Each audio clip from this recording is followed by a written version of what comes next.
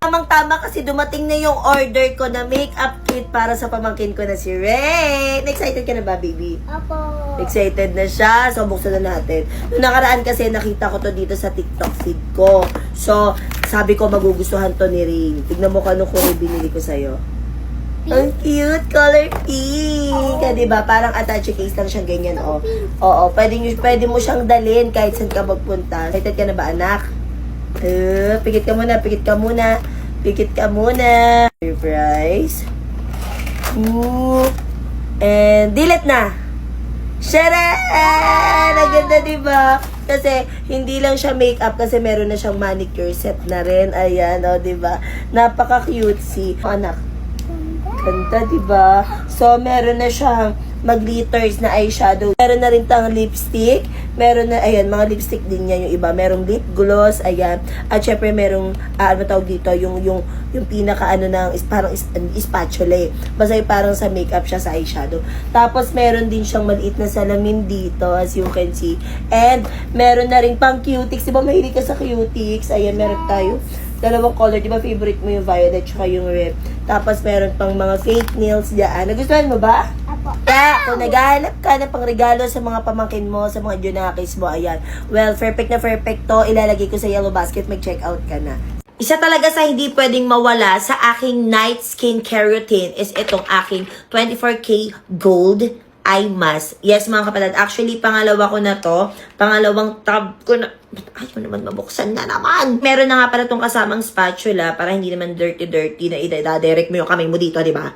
Isa talaga sa mga insecurity ko yan yung under eye ko. Kasi kung makikita niyo sa personal, para siyang may yung parang may mga lines, ayan, kita naman din siya. So, naghanap talaga ako ng product na pwedeng suswak sa problema ko na to at ganyan lang yan. Talagaan natin yung skin talaga natin lalo na nagkakaedad na tayo. Alam niyo naman, puyat is life talaga ako ngayon at yan, ganyan lang yung ginagawa ko. After ko ilagay yan, iwan ko lang yan for up to 15 to 20 minutes and maya-maya pag medyo natutuyo-tuyo na siya, massage ko lang siya ng ganyan para ma-absorb ng skin natin yung pinaka-product na meron tong eye mask na to. So, sino ba naman ang hindi gugustuhin na magkaroon na magandang under eye, o diba?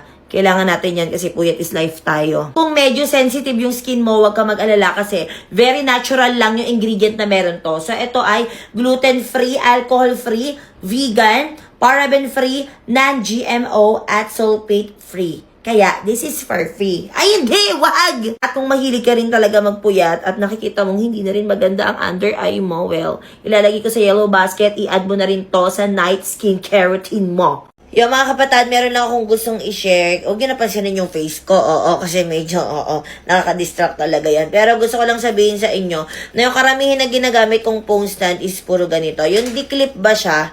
Yung kailangan i-clip mo pa yung phone mong ganun. Minsan kasi, ang hassle, nahahasilan ako, igaganon mo pa. Ayan, katulad yan, naipit yung daliri ko. Tapos, kay pag-aalisin mo pa, pahirapan pa minsan, ganon. So, meron ako nabili dito sa TikTok na ito. Mag-safe na siya kasi, di magnet lang. O, di ba?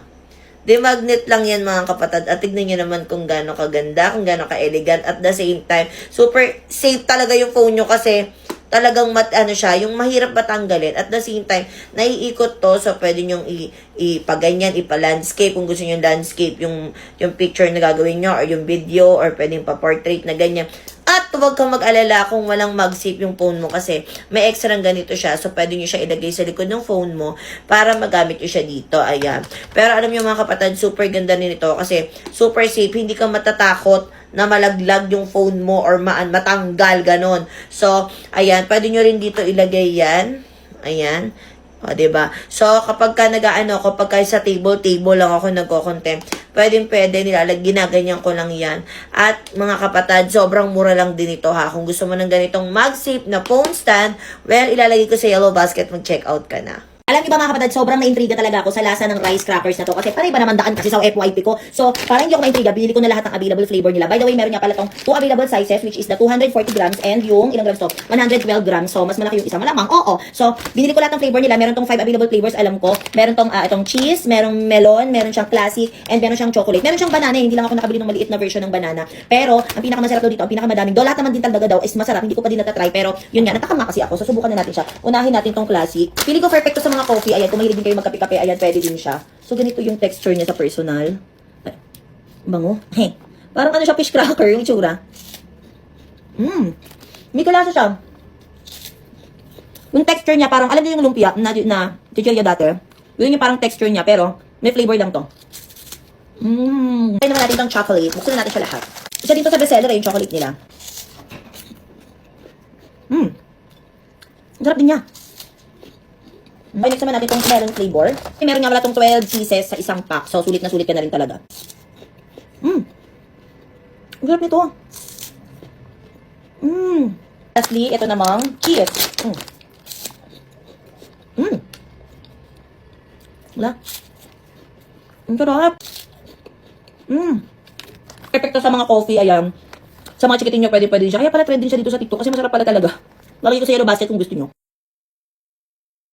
Ikaw ay bago-bago pa lang na nag-aaral na mag-makeup at kailangan mo ng brush. Well, meron ako i-recommenda sa inyo kasi alam nyo ba, meron na tong 13 pieces na makeup brush. Kompleto na sa murang halaga. At ang nagustuhan ko kasi talaga dito since hindi din talaga ako marunong mag-makeup. So, kailangan ko ng guide. So, bawat brush may naka-indicate siya kung para saan siya. Katulad na lang nito, powder brush. Ayan. Tapos, ito naman is blush brush. O, diba? Akala ko isang brush lang para sa lahat na yon. Yung pala, merong iba't ibang gamit. O, meron din ditong sculpting brush. Meron ding pointer brush. O, diba, ang bongga? Akala ko kasi talaga isang gamitan lang yung isang brush na ganito. Ginagamit ko na siya foundation, ginamit ko siya for blush, ginagamit ko pang na rin, pang eyeshadow. At meron din siyang maliliit na brush para sa mga eyeshadow. Ayan, so meron dito, short shader brush. O, diba, may mga pagano'n pa. Meron na rin tong medium shader brush. Diba, may mga pagano'n-ganon pa pala. Kaya kung naghahanap ka ng murang makeup brush, sobrang ganda ng quality nito. Syempre, chinek ko muna yung mga feedback bago ako bumili kasi nga since wala akong alam sa mga brushes at sobrang lambot ng bristles. Bristles ba tawag dito? Sobrang lambot niya, hindi siya makaka-harm sa skin natin sa face. Kaya kung sensitive yung skin mo, pwede rin to. Kaya ano pang hinihintay mo, ilalagay ko sa yellow basket, mag-check out ka na. Bumili na ako ng mas malaking version na stainless steel na alkansya na to. Yan mga kapatid, di ba na nakaraan may pinakita ako sa inyong alkansya which is naiwan ko kasi siya dun sa bahay namin. Alam niyo naman na nandito na kami nag-i-stay ngayon kala Sir Manix, di ba? So yes, alkansya po ito. Medyo may kupi lang siya dito pero okay lang yan. Hindi naman yan nakakasagabal sa pag-iipon natin at para makamit natin yung mga gusto nating pag-ipunan. Hindi ganun. So, kung seryoso ka na talaga sa pag-iipon mo, kapatid, ganitong alkansya ang bilhin mo kasi siguradong secured at hindi makukupitan ng mga kapatid mo dyan. Oo. Kasi mga kapatid ko, mahilig yun magkut-kut-kut-kut ng alkansya. Oo. Pero minsan kasi ako nagsasabi sa kanila, dati may alkansya akong ganito. Hindi ganito klase ha. May alkansya ako dati. Hindi siya ganito. Hindi stainless steel. So, every time na may bibili yung mga kapatid ko at wala ako maibigay na pera, sinasabi ko, sige, kut-kutin yung alkansya ko. Pero ito, te, hindi Hinding-hindi ito makukuntot. As you can see, wala siyang pinagduktungan kasi nga, stainless steel na to, hindi siya basta-basta mabubuksan. So, pag binuksan mo to, manghihinayang ka kasi literal na sisirain mo dapat to. Okay? Kaya kung seryoso ka na dyan sa pag-iipon mo, kung gusto mo nang ma-achieve yung mga gusto mong bilhin dyan, na mga goal mo, mga sasakyan, at kung ano-ano pa man, ito ang bilhin mong alkansya. 'Di ba? Ako ang binili ko ng size is yung jumbo nila, pero merong smaller nito. So, kung gusto mong makaipon ng maayos, ilalagay ko sa yellow basket, mag-check out ka na ngayon.